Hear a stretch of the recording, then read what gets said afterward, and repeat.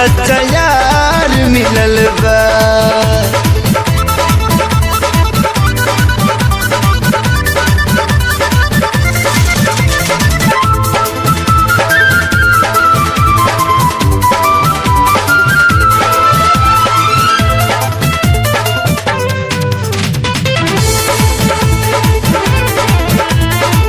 हमरा खुशी के नइखे ठिकाना जब से भैनी दीवाना।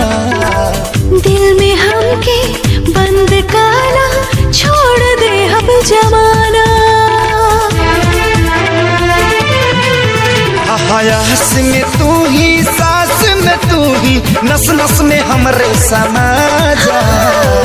तोहरी बात से बहके मनवा पहिया में ढला है राजा। जिंदगी के शुभ मुहूर्त मन मंदिर के तू ही मूरत। सच कही दे सुकून पहली बार मिलल बा।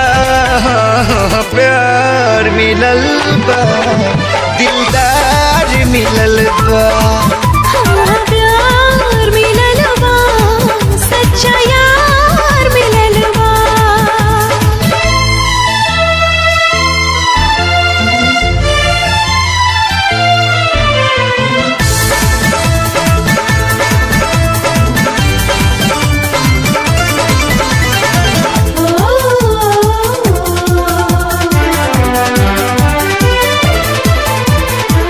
दिल बकोरा कागज ये रानी, रंग मोहब्बत के चारी।